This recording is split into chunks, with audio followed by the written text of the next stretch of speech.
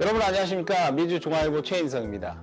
룩킹포맘을 시작합니다. 룩킹포맘은요, 말 그대로 70년대부터 90년대까지 미국으로 많이 입양됐던 우리 한인들의 이야기를 소개하고 또 이들이 한국에 있는 친부모와 가족을 찾도록 돕는 그런 프로젝트입니다. 스스로 뭔가를 선택할 수 없었던 그런 나이에 가족을 잃었고요. 다른 나라, 다른 문화에서 새로운 삶을 시작한 한국인 입양아는 한국전쟁 이후에 50년 이후에 무려 20만 명에 달한다고 합니다. 네, 2만 명이 아니고 20만 명입니다.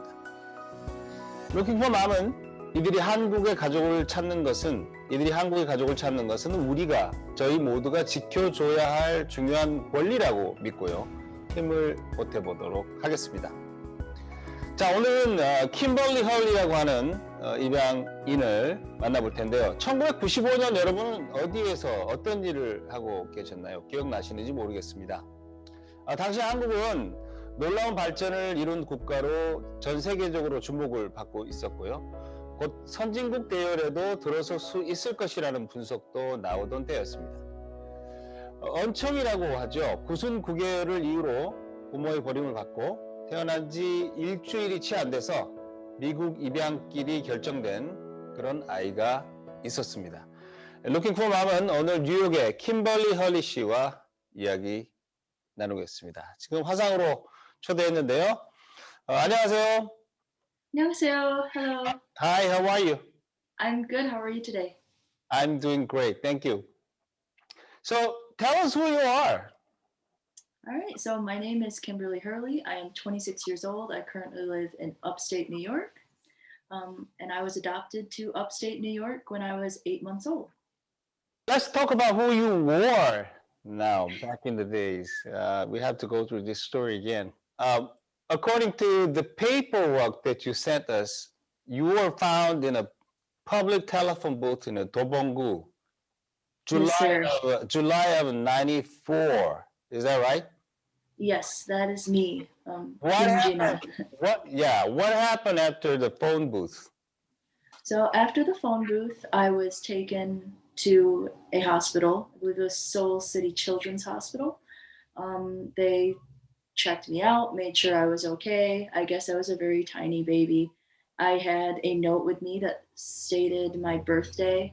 We're not sure if that note was from my biological mother or my biological father or a relative, but that's about it. After that, I spent about half a month, so 2 weeks in the hospital, and then I was taken to Social Welfare Societies, SWS. I see. I'm looking at your record here. I think this was made by the hospital, I believe. And it tells us all your health situation that you were experiencing. Yes. And also this tiny little picture that you were taken 26 years ago. Yeah. Were you able to contact all these people in there, the doctors and nurses and the guardians who examined you and actually were able to make this document back then? I will say I've never, there's been a language barrier. I am very much so a very elementary level Korean speaker. And I never really thought to pursue them because I'm not sure, I wasn't sure if the Seoul Children's Hospital is still intact where it was at the time. I have done some research recently on some of the local hospitals that may be within driving distance of Do봉구. I see. And things like that. I did reach out to a couple hospitals, but I have not heard anything back. I also, there's some phone numbers, but I do not have an international calling line, so I haven't been able to call and try to reach out.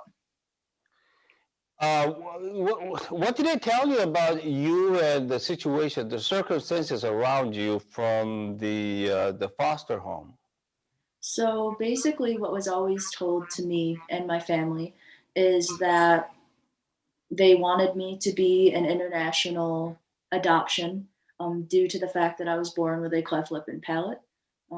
We were told that they believed I would be better suited to go internationally in order to receive the treatment that would be best for me. I see. According to the record, you went through the Hanseol 병원. Well, I think that was the clinic that did the physical examination.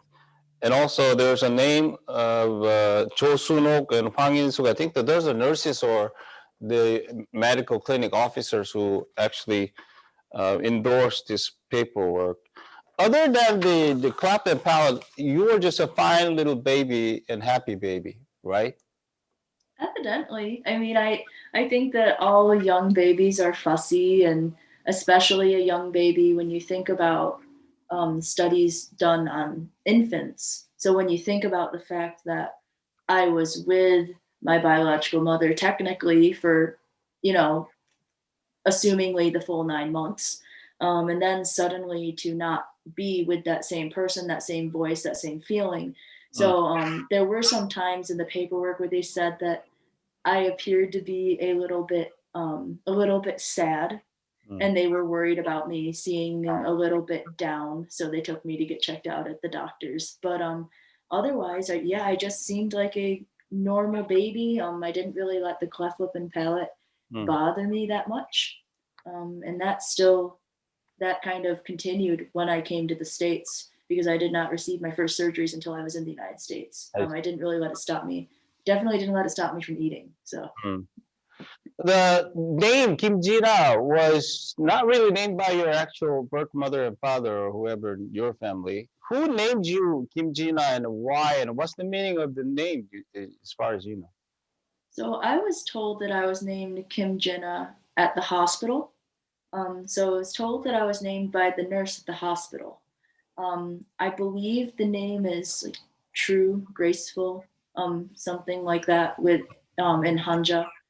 I was provided with that Hanja and the Hangul when I came to America. So we had the background. I see. I'm not sure if you could remember this note that we found in the phone booth right next to you. It says July of 2000, I'm sorry, July of 94. Is it July 17 or 15? 14th. July 14, 94. It says, 죄송합니다. 상황이 허락하지 않아 몹쓸 짓을 합니다. That's what it says. In English? In English, I was told that it meant, obviously the birthday, and then I was told it meant that they were sorry for doing such a horrible thing. And they couldn't care for me.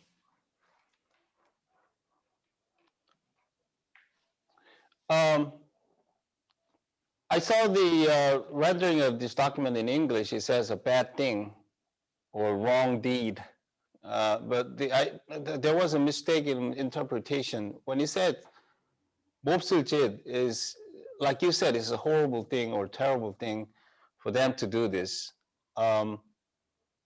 Later, I know you were able to look at this translation of this memo that you were found with. What went through your mind? Now you've become maybe teenagers or pretty much grown up. That you actually saw this memo in your documents? I think the first thing I thought was I was a teenager. I did wait until I was older, but I was always told, my parents were always very transparent with me about my adoption, of course. They're Caucasian, so they kind of needed to be transparent. But yeah, they always told me, that she was very sorry, and that my birthday was the birthday that she wrote down. But I think when I saw the note and I read the translation in the paperwork, I think I mostly felt bad for who wrote the note. So whether it was my biological mom or my biological dad or just a relative, I felt bad because I knew that I couldn't tell them that I'm okay. I think that's one of the main reasons I want to do this too, is that even if my mom or somebody isn't ready to have a relationship or doesn't want to have a relationship, I just want them to know that I'm fine and I have a wonderful life and everything's okay, but I would love to have some kind of relationship if that's possible. I see. We'll get to your birth mom and dad or any kind of, the tracking history. But now, would you like to tell us about your family now in the States? I mean, it's kind of hard to describe with a certain some sentences with this 27 or 26 years, but how did it go? It went great. I've got a great family here. My parents are fantastic. I was very, very lucky to be brought into a family that is all very close and very tight knit, both in our relationships and in distance. So I grew up, within 15-20 minutes of almost all of my relatives, like all of my immediate relatives. So my grandparents, cousins, aunts, uncles, I was very, very close. We were all going to the same schools. So yeah, that was wonderful. And I still live only about 35 minutes from my parents. So we are still very close and able to go visit whenever. I see. There's listeners and viewers out there. We're talking to Kimberly Hurley in New York, and this is a part of Looking for Mom project that we've been prepping and doing it now. A group of high school kids organized the Looking for Mom supporter group, as I told you. So they were able to pull out this beautiful video clip for you, and they wanted to encourage you to do whatever you want to do with this project. And also it gives us a good message to us even for what we have been preparing. Are you ready for this? I'm ready. Let's see it. Let's watch this. Hi, my name is Marlon Borromeo, and this video is dedicated to Kimberly Hurley. Now, I'm sure you've heard of the movie Ratatouille because, let's face it, who hasn't? Unless you've been living in the world wrong. The reason why we chose Ratatouille is because its emphasis on family values. I hope this piece brings a smile to your face and encourages you to persevere. Enjoy.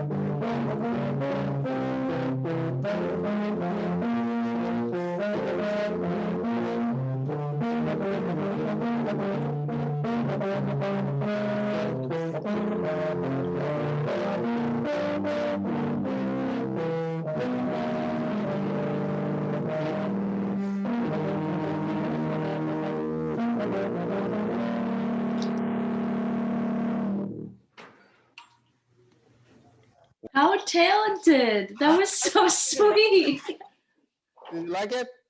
I loved that. That was so nice. Thank you so much, Joel. That was so cute. I need to tell this. These guys are from Kennedy High School in Southern California. They're all 11th grade. Some of them are working they're working for the marching band.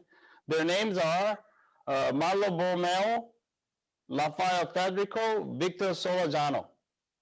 Oh, well, thank you very much to all of you. 감사합니다. Thank Oh, you. yeah. That's beautiful. And those are all tuba, but the bottom left is a euphonium, as I understand. I know you're a musician too, right? Yes, I am. I never played brass, but so that was fun. I liked that a lot. I think they spent like several weeks to pull this. That's so sweet. Anyway, That's awesome. this was the song that was in the movie, the Pixar movie Ratatouille, and the name was Le Festin. I'm not sure you speak French or anything, but it says the feast. It says about the family value and your willingness to pull whatever you want in your life with your life. So I love Ratatouille, the movie. I recognized it as soon as they started playing. Oh, So yeah. that was very good.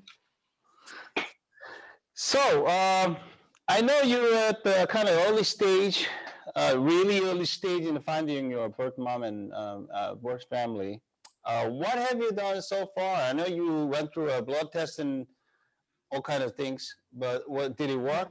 Was it helpful? So what I've done so far is I've done multiple DNA tests. The DNA tests that I've done, they do it through saliva, and they don't do it through blood. But I did Ancestry.com and I did 23andMe, and I was also able to upload the results from those different tests to a few other websites like Family Tree DNA, GED Match, just a bunch of different places. It has I'm very happy to have found as many distant relatives as I have, because distant relatives are still better than no relatives. So especially like meeting my cousin Mickey, that was absolutely wonderful. It was just such a surreal experience to meet somebody who at some point in our family ancestry, we have the same person, we have the same blood. So that was spectacular. I have reached out to SWS directly, and that's where I was able to get all of the documentation, including the Korean copies that we saw, that I shared with you. So that was wonderful. I tried looking for my foster mother, and was Park Moon-ja. I was unable to find her, unfortunately, but I did look for her through the agency, and they did say that they tried to reach her at the number that they had for her those many years ago, and it was said that it was turned off at that point. She was also a lot older, so I'm not sure if it's possible to find her because she was older. But yes, that's about as far as I have gotten. I continue to try to research little things as I can, or little leads that I can find. With my background, I do not have many leads to follow, unfortunately. But I have very supportive friends, very supportive, husband, children. So I'm just gonna keep trying. For your information, the lady named Park Moon-ja, you mentioned, she's from 중구 말리동, which is obviously so. 중구 말리동 199에 93, 199-93. And I think she's like born in 36, so she's almost 80 something, right? 85. Yeah, she would be in her 80s at this point. See, hopefully she get this, see this video and hopefully get connected and tell us or tell you more about what happened back then. I would love that. I was with her from the time I was about a month old until I came to the States, so I was with her for quite a while. Certain things tells me that she would still remember you, and she would have still something to tell you. I hope, but I also acknowledge that these ladies and these families that are so gracious to foster us, before we come here, I'm sure that they see hundreds and hundreds and hundreds of kids through the years of their fostering. So there would be no ill will if she didn't remember anything specifically about me. I would just love to be able to say hello and let her know that I'm doing well, just like with my mom. I want them to know that everything worked out. It's great. You mentioned the things that you've done so far, blood tests and things. What's your next step? I was told that you're planning to go back for the first time. Is it for the first time? What's your next step, or what are you going to do? So I would like to, even before I go back to Korea, just because right now there's still the quarantine for COVID, I would like to go down to New York City and submit a DNA sample at the consulate, because what they will do is they can share that DNA sample with the Korean police. So that way, if any of my relatives have come back to the police to try to find me and left a DNA sample, that way my DNA sample can be put into the database as well to see if there's any matches. So that is my immediate next step, is trying to get to New York City and get an appointment with the consulate to submit my DNA to see if there's any hits in Korea. On top of that, I would like to keep pursuing the hospitals that I've been trying to contact. Whether it's I have one of my friends that lives in Korea try to contact, or I get an international phone number or phone line and try to call some of the international, English speaking numbers. We'll see. But that is my plan. And someday when I get to go back to Korea, I'll probably make a point to go by SWS, just to kind of at least see where I was. I'd like to go to Do봉구 and just walk around there a little bit and see where I was. I think that's important. Like I told you, if you were born in Do봉구 by your birth mom and dad, we could just search it up. I'm sure they have still record of who gave a birth to who, and I strongly believe that you were named with something before you found in the phone booth, and that's the way. I think that's the right way to track the record in history as far as we are now. Yeah, I reached out to, I think it's Hanil. Okay. There's a Hanil Hospital. They had an online form that you could submit. So I submitted the online form. I also know that they do have a phone number for English speaking people. I see. Like I said, I just need to get, the capabilities to call internationally and maybe see. The one hitch that I can find in the plan is that a lot of these places, just like hospitals in the United States, they require a positive identification to be able to prove that you are the person before they will release the record. So, I mean, I would hope that I could maybe show my document, from Korea when I came over here, my passport, or show my current ID, show my, something to prove that my birth date. And if they had something that lined up, hopefully that would be enough and they would be understanding of the situation. But that's the only hitch that I can possibly see coming from it. I see. By any chance, or even by certain chance, that you were able to find your birth mom and she's right in front of you, my heart is getting heavier. What would you like to tell her? I mean, it's been quite a while. What can you say? It's been a long time. I would just want her to know that I'm not mad. It's more important to me now as an adult and I'm a step parent. So as a parent, it's just very important for me, for you to know that I'm not angry and I'm not expecting anything of you. I don't have any grand gestures that I'm expecting or anything outlandish. I understand that a lot in your life has changed since you gave birth to me, as has a lot in my life has changed since you gave birth to me. I would just really love for you to know that I'm happily married. I have a wonderful family. I have a career, and I will always love you. And I would just really love to be able to connect with you, even if it's just once, just to give you a hug if COVID allows, and just see you and just kind of see if we have similar features or find out if you're a musician too. Just little things. I would just love to connect with you, and I love you, and I hope that we can find you.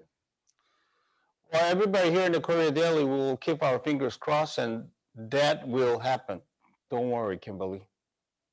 I know you're a musician. You just mentioned, and I pretty much aware of. And you know what? I became a big fan of yours. Thank you. Can we request a song? Yes. We picked Midnight Irish. Yes, sir. I can absolutely play that. I'm just going to grab my guitar. Please.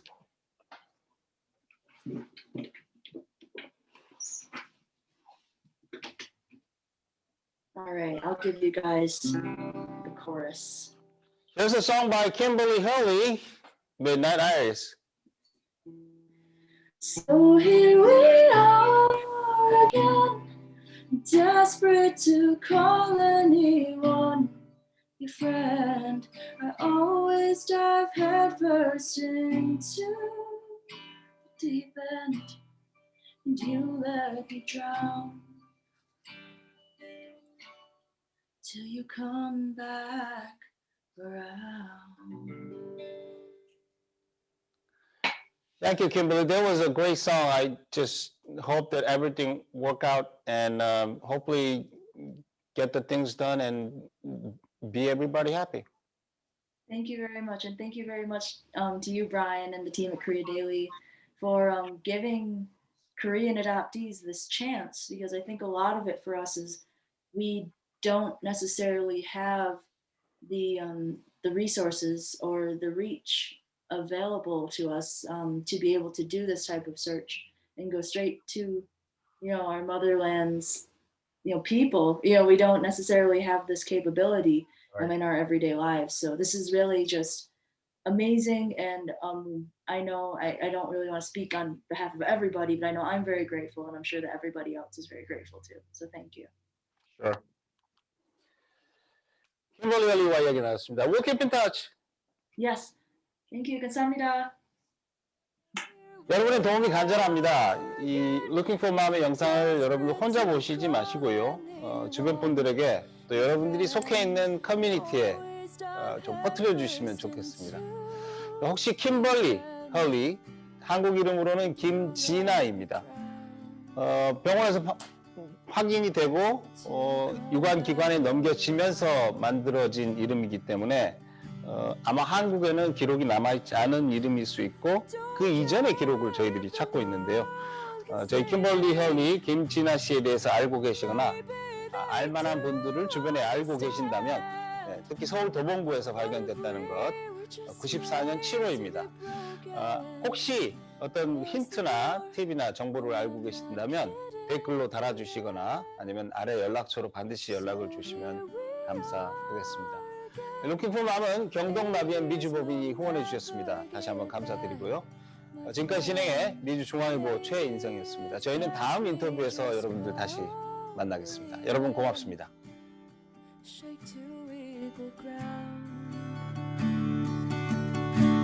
Till you come back around.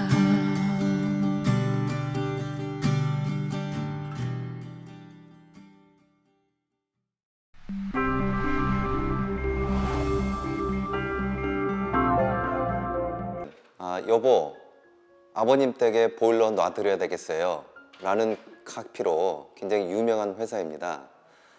본사 쪽에서는 보일러 위주로 사업을 하고 있고요. 그 다음에 미국에서는 2006년도에 진입을 해서 현재 15년 동안 여기서 사업을 하고 있습니다. 현재 판매되고 있는 제품은 콘덴싱 온수기 그리고 콘덴싱 보일러 위주로 사업을 진행을 하고 있습니다. 소비자가 원하는 시간에 바로 온수를 공급할 수 있는 친환경 제품입니다. 저희 경영 이념 자체가 기업을 통한 사회 공헌입니다. 그런 측면에서도 기업도 사회가 갖고 있는 고민, 그 다음에 사회와 같이 이제 상생할 수 있는 그런 측면들을 좀 고민을 해야 된다고 생각합니다. 룩킹포맘 힘내세요. 용기를 가지십시오. 모든 사람들이 다 응원하겠습니다. 기적이 바로 앞에 있을지도 모릅니다. 모든 사람들이 다 같이 하겠습니다. 감사합니다.